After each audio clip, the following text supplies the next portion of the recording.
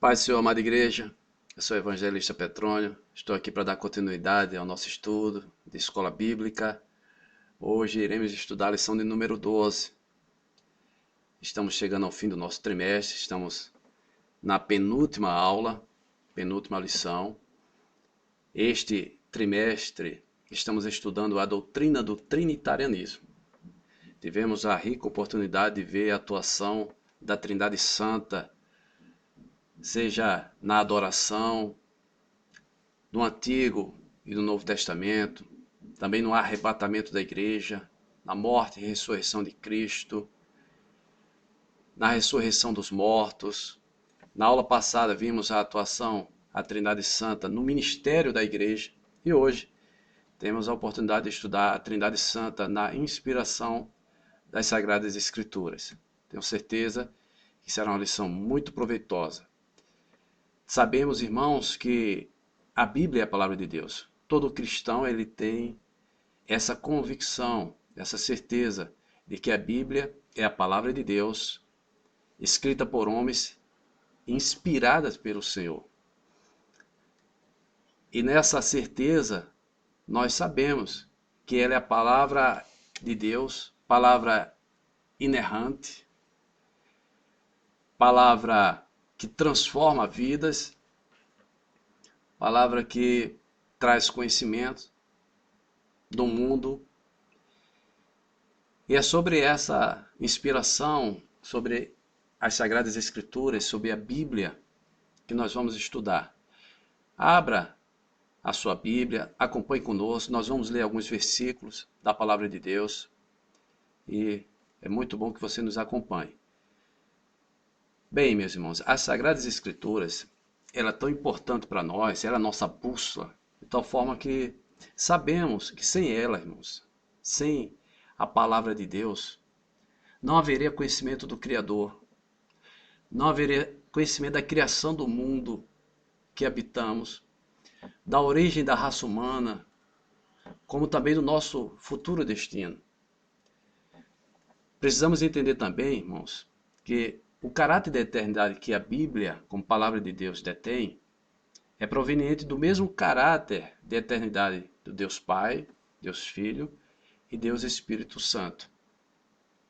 Certa vez, Jesus disse o seguinte: o céu e a terra passarão, mas as minhas palavras não hão de passar. Eternidade.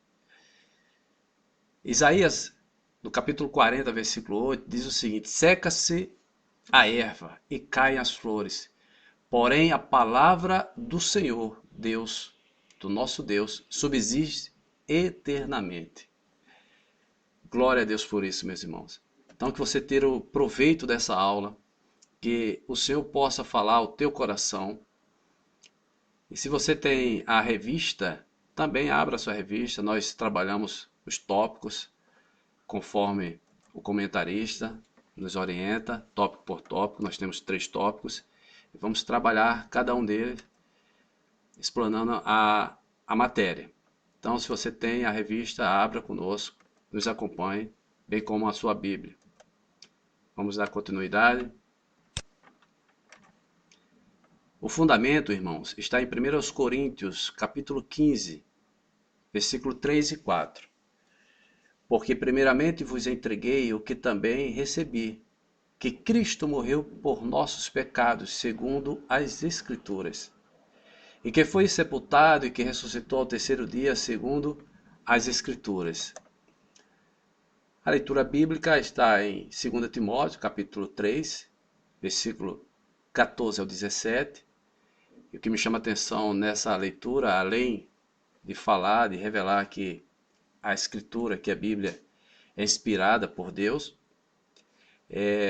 o apóstolo Paulo, escrevendo a Timóteo, ele faz uma observação, ele faz uma advertência, uma orientação a Timóteo, diz: permanece naquilo que aprendeste. Irmãos, que a gente possa continuar, possa permanecer naquilo que nós aprendemos, porque sabemos que os dias são maus, muitas falsas doutrinas, falsos ensinamentos fora da palavra de Deus. tem entrado em muitas igrejas e temos que estar atentos, pedir ao Senhor discernimento de espírito e procurar ler mais a palavra de Deus, estar inteirado com a palavra, para não sermos enganados, irmão. Permanecer naquilo que aprendemos, continuar naquilo que nós aprendemos. O objetivo geral é mostrar as Escrituras Sagradas, reconhecendo a Trindade Santa. Nossos objetivos específicos: primeiro, reconhecer as ações do Deus Pai nas Sagradas Escrituras. Segundo, mostrar as ações do Deus Filho nas Sagradas Escrituras. E, por fim, explicar as ações do Deus Espírito Santo nas Sagradas Escrituras. A introdução: estudaremos nesta lição as ações das 3 pessoas da Trindade Santa. Sempre trabalhando, né, irmãos, como nós estamos trabalhando em todo o trimestre, sobre a Trindade, o Deus Triuno, reconhecendo a inspiração divina das Sagradas Escrituras e como as ações agem de forma pessoal para o mesmo propósito. No primeiro tópico, nós temos o Deus Pai e as Sagradas Escrituras. As Escrituras dizem que Deus se manifestou. A inspiração não é simplesmente verbal. Como nós falamos no início, a Bíblia é inspirada por Deus. A Bíblia é inspirada de forma plena, de capa a capa. Também há inspiração verbal, palavra por palavra. E o comentarista, ele vai dizer o seguinte: a manifestação está muito ligada à inspiração. Veja que quando há a manifestação do Senhor, de Deus, e nós vemos que Deus ele se manifestou de várias formas. E uma forma de Deus homologar a inspiração das Escrituras é registrando a sua manifestação. Então, quando ele registra a sua manifestação na Bíblia, ele está mostrando a inspiração deste livro. E o salmista, ele é muito rico, é muito sábio, quando ele revela para nós o Salmo 19, verso 1 ao 3, que diz o seguinte: os céus manifestam a glória de Deus, e o firmamento anuncia a obra das suas mãos. Um dia faz declaração a outro dia, e uma noite mostra sabedoria a outra noite. Sem linguagem, sem fala, ouvem as suas vozes. Veja que grandeza da manifestação do nosso Deus. Essa manifestação é vista a olhos nus, irmãos. Essa manifestação é vista por todos. Então é motivo para todos os homens glorificarem a Deus por isso. Mas nós sabemos que, infelizmente, nem todos reconhecem. Mas o apóstolo Paulo, em Romanos capítulo 1 e versículo 20, ele vai nos trazer uma advertência acerca dessa dureza de coração, dessa rejeição de tudo que foi criado, da revelação de Deus para com o homem. Veja o que diz Paulo: porque as suas coisas invisíveis, desde a criação do mundo, tanto o seu eterno poder como a sua divindade, se entendem e claramente se veem pelas coisas que estão criadas, para que eles fiquem inexcusáveis, para que eles fiquem indesculpáveis, imperdoáveis. Veja que a revelação divina é uma proclamação de vida, mas, quando rejeitada, é uma proclamação de morte. Então o homem tem a escolha, ele está ciente, ele vê, ele consegue enxergar a manifestação de Deus. E aí Paulo vai dizer para que eles fiquem inexcusáveis, fiquem imperdoáveis, indesculpáveis de tamanha rejeição que Deus se revelou através dos cosmos, através do universo e de tudo que nele há. E diz mais, irmãos, nos últimos tempos Deus se revelou de forma especial, como se não bastasse a revelação que nós sabemos, as manifestações de Deus, ele se revela de forma especial.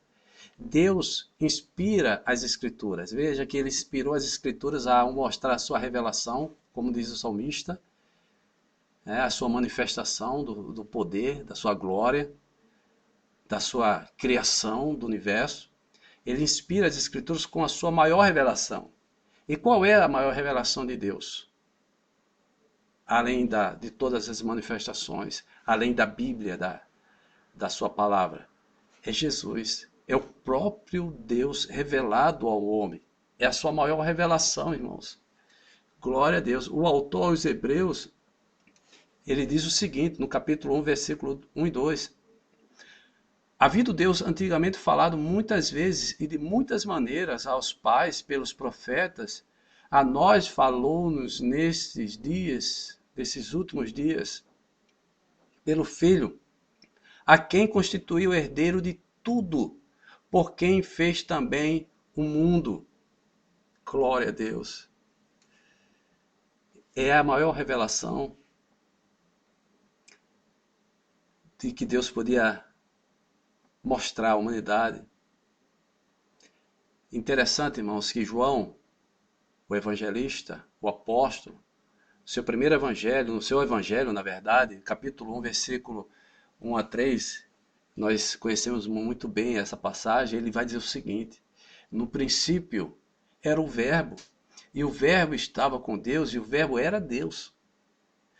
Ele estava no princípio com Deus, e todas as coisas foram feitas por ele, e sem ele nada do que foi feito se fez. Esse Verbo, irmão, a palavra, se revela ao homem.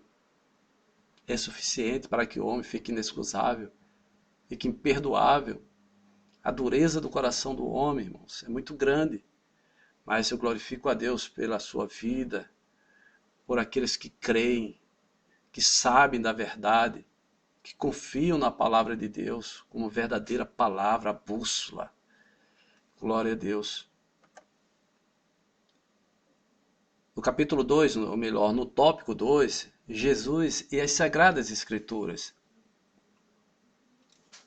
Jesus reconhece, irmãos, a autoridade das Sagradas Escrituras. Demonstrou seu apoio e credibilidade ao Antigo Testamento. Veja que Jesus, ele citou o Antigo Testamento por diversas vezes, em diversas ocasiões. Ele exortou os escribas e fariseus, e nessa exortação ele cita capítulo 1, versículo 17 do profeta Jonas, quando os escribas e fariseus, eles questionam ao Senhor Jesus, eles pedem um sinal a Jesus. Jesus cita o único sinal que ele daria, ele cita Jonas. Então é uma referência ao Antigo Testamento, é dando credibilidade, autoridade ao Antigo Testamento. Ele também homologou a história da criação, quando foi questionado acerca do divórcio. Ele cita Gênesis 1, 27, e nessa citação ele homologa, ele confirma o Antigo Testamento, a criação do homem e da mulher. Ele também repreendeu os saduceus, quando os saduceus, que nós sabemos muito bem, eles não criam na ressurreição dos mortos, mas para provar Jesus, eles perguntam acerca da ressurreição. E Jesus responde e diz o seguinte: olha, vocês erram por não conhecer a palavra de Deus e o poder do Senhor. Eles erravam por não conhecer as palavras do Senhor, as Sagradas Escrituras e o poder de Deus. Quando também ele se depara ali com os anciãos, ele cita Isaías 29:13, quando trata das tradições dos judeus, dos anciãos, que não tinham compromisso com a verdadeira palavra, estavam preocupados com as suas liturgias, com as suas tradições. Jesus ele cita Isaías 29:13, mostrando que eles adoravam o Senhor com a sua boca, com os seus lábios, mas o coração estava distante de Deus.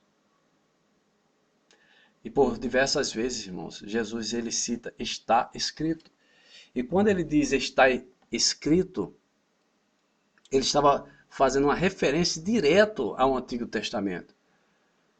Jesus sempre estava falando do Antigo Testamento, Cristo, ele sancionou o Antigo Testamento, citou e viveu em harmonia com os seus ensinos. Ele aprovou a sua veracidade e autoridade. Glória a Deus por isso, confirmando a sua autenticidade, a sua inspiração, que era a verdadeira palavra. Os apóstolos de Jesus dão testemunho da autenticidade das Escrituras. Veja que Paulo, escrevendo aos Tessalonicenses, capítulo 2, versículo 13, ele vai dizer: pelo que também damos sem cessar graças a Deus, pois, havendo recebido de nós a palavra da pregação de Deus, a recebestes, não como palavra de homens, mas, segundo é, na verdade, como palavra de Deus, a qual também opera em vós os que crestes. Os Tessalonicenses receberam a palavra que Paulo estava ensinando como palavra de Deus. Não era a palavra de Paulo, não é a palavra do homem, é a palavra de Deus, irmãos. E Paulo diz o seguinte, que essa palavra opera em vós, nos que creem. E ela continua operando, irmãos, na vida dos que creem. Porque ela é a palavra de Deus.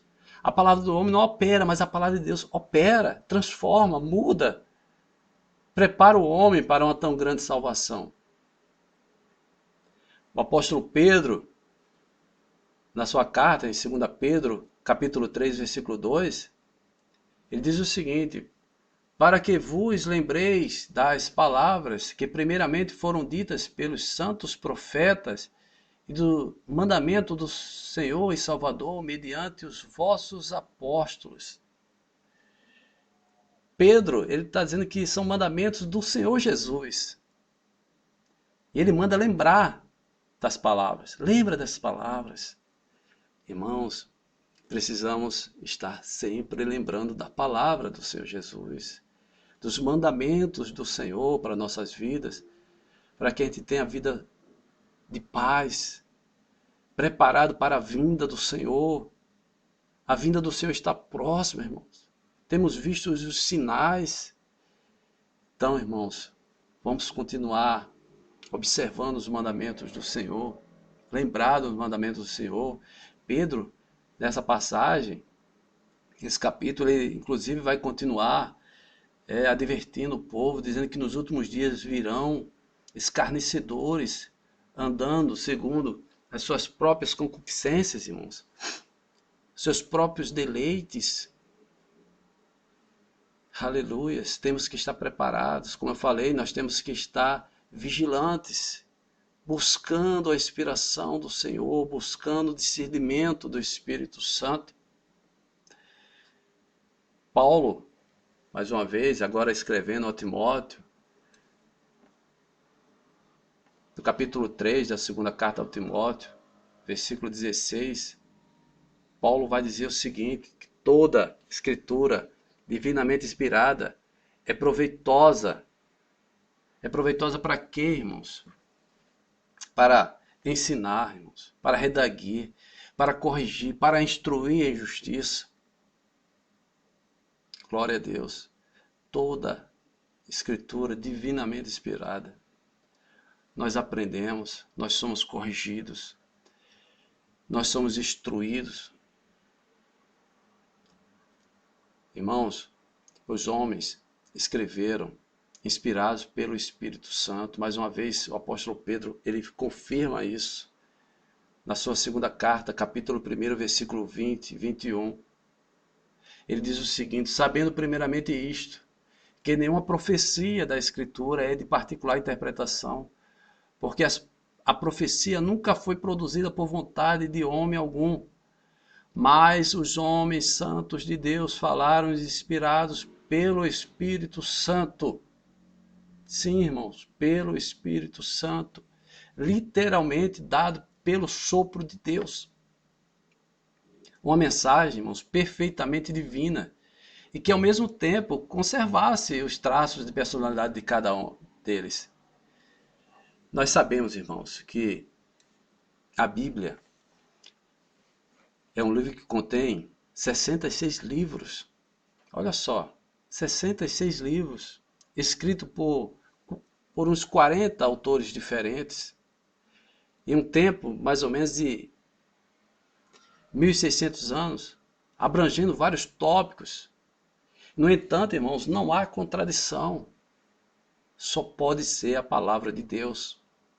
Só pode ser a palavra de Deus inspirada. Glórias ao Senhor por isso. No capítulo 3, ou no tópico 3, irmãos, o Espírito Santo e as Sagradas Escrituras. Paulo reconhecia o Espírito Santo como uma pessoa divina. Os príncipes deste mundo não conhecem as coisas espirituais. Veja o que Paulo diz em 1 Coríntios 2,8. Ele vai dizer que se eles conhecessem, se esses príncipes conhecessem, eles não teriam crucificado o Senhor da glória. Deus revela o invisível pelo seu Espírito. 1 Coríntios 2, 13 e 14. As quais também falamos, não com palavras de sabedoria humana, mas com as que o Espírito Santo ensina, comparando as coisas espirituais com as espirituais. Ora, o homem natural não compreende as coisas do Espírito de Deus, porque lhe parecem loucura, e não pode entendê-las, porque elas se discernem espiritualmente. Glória a Deus. Se discernem espiritualmente, irmãos. Não é a filosofia, não é a razão humana, não é o conhecimento humano. Não, é o Espírito Santo revelando. Certa vez Jesus disse assim: Pai, te dou graças, porque revelaste essas coisas aos pequeninos e ocultaste aos sábios e entendidos. Alguém, irmão, certa vez disse o seguinte: que os sábios são capazes de levantar escadas de pensamentos no esforço de alcançarem as verdades celestiais. Mas a escada mais elevada ainda estaria muito aquém da necessidade. Então, irmão, não é questão de sabedoria, e sim de revelação. É o Senhor que revela, independente do conhecimento do homem, da sua condição social, do seu intelecto, da sua sabedoria, da sua razão. Não, é pelo Espírito, é o Espírito que revela. A Bíblia se encerra com o convite do Espírito Santo. O Espírito Santo e a noiva dizem: vem. E quem ouve diga: vem. E quem tem sede, venha. E quem quiser receba de graça a água da vida. Apocalipse 22:17. Aquele que testifica estas coisas diz: certamente cedo venho. Amém. Ora vem, Senhor Jesus. Veja, o último capítulo da Bíblia, os últimos versículos. E no todo, irmãos, nós vemos a atuação da Trindade Santa trabalhando na palavra de Deus. Irmãos, mediante a exposição bíblica, concluímos que a Trindade Santa agiu de forma triuna, como sempre, né, de forma triuna. Inclusive, temos estudado sobre este assunto. Recomendo que você volte às lições anteriores e veja, falando sobre a Trindade Santa na forma triuna, para caracterizar as ações em prol do reconhecimento da inspiração das Sagradas Escrituras. Meus irmãos, vamos nos manter firmes, confiantes na palavra de Deus. Os céus e a terra passarão, mas as minhas palavras não hão de passar. Glória a Deus por isso. Estamos confiantes nessa palavra. Ela é a nossa bússola, é o nosso guia. Que Deus vos abençoe e que tenhamos uma próxima oportunidade. Em nome de Jesus. Amém.